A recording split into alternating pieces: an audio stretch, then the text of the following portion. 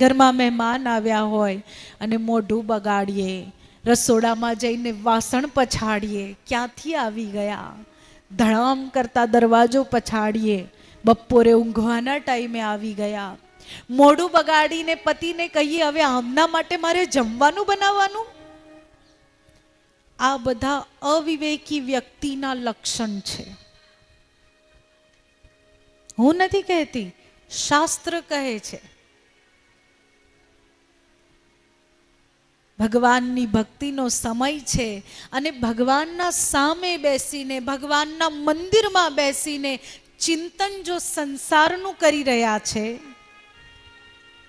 પરમાત્માનું અપમાન કહેવાય ને, પ્રભુનું અપમાન કહેવાય. પ્રભુ કહે તું મારા સામે બેઠો છે અને તું યાદ સંસારને કરી રહ્યો છે, એના કરતા તું મારા સામેથી ઊભો થઈ જા.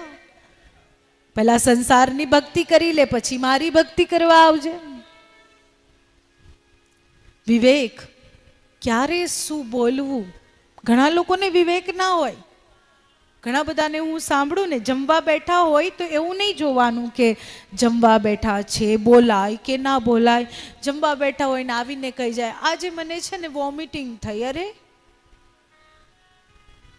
મર્યાદા, કઈ સેન્સ, વિવેક, કયા સમયે શું બોલી રહ્યા છે.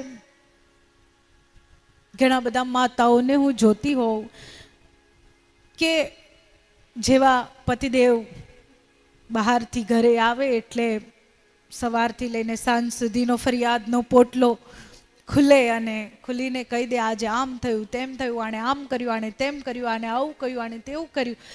આ અવિવેક છે ને. વિવેક એ છે કે સામેના વ્યક્તિને બેસવા દઈએ, પાણી પીવા દઈએ, ભોજન કરવા દઈએ અને પછી કથાની શરૂઆત કરીએ. ઘણા બધા ભાઈઓને હું જોતી હોઉં કે 4 માણસ બેઠા હોય, મહેમાન ઘરમાં આવેલા હોય ને પોતાની પત્નીને કહે તારામાં બુદ્ધિ નથી, તને ખબર નથી પડતી, મેં આમ કરવા કહ્યું તું ને તે આમ કર્યું. આ અવિવેક છે. જે સ્ત્રીના કારણે તમારું ઘર ચાલે છે, કે જે તમારી અર્ધાંગિની છે. અર્ધાંગિની એટલે શું? હા, આ બધું ફેમિનિઝમ ને આ બધું ઇક્વાલિટી કે સમાનતા આપો, સ્ત્રીને સમાન અધિકાર આપો, એ તો કલયુગમાં બધાને લાવવું પડ્યું. જબકે સ્ત્રીને સમાન અધિકાર તો મહાદેવે આપી દીધો છે, તો મનુષ્ય તો કોણ છે જે ના આપે? અર્ધનારીશ્વર મહાદેવ થયા છે કે જેવો હું એવી મારી પાર્વતી, એવી મારી પત્ની. તો સમાનતા તો ત્યાંથી જ છે. જેને નથી સમજ પડતી એ નથી સ્વીકારતા. આ અવિવેક છે કે તમે 10 માણસના વચ્ચે કોઈનું અપમાન કરી દો. માણસ છે, ભૂલ થાય, પણ એ ભૂલનું પ્રદર્શન જો સંસાર સામે કરશો.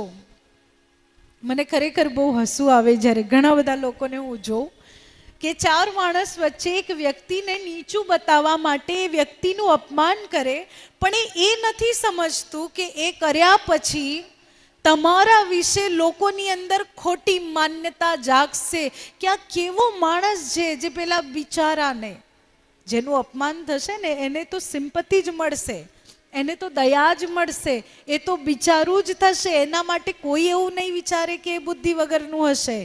પણ જે અપમાન કરશે ને એના માટે લોકો, આપણે પોતે હોઈશું ને તો પણ એના માટે કહીશું કે કેવું વ્યક્તિ છે. અમે બહારના બેઠા છીએ અને તો પણ આ જરાક થોડી વાર પછી અથવા એકલામાં એને લડી લીધું હોત એણે તો ના ચાલત. વિવેક, આ વિવેક સત્સંગથી આવે. કારણ કે આપણા શાસ્ત્ર બહુ પ્રેક્ટિકલ છે. આપણા શાસ્ત્ર વ્યવહારિકતા શીખવાડે છે. આપણા શાસ્ત્રની અંદર છે ને અંધશ્રદ્ધાવાળી કોઈ વાત જ નથી. એને શાંતિથી સાંભળીએ અને સમજીએ તો. સાંભળીએ ના, સમજીએ ના, અને પેલું કહે ને અડધે રોટલે દાળ લઈને દોડે, એવું કરીએ તો આપણને ભ્રમ થાય.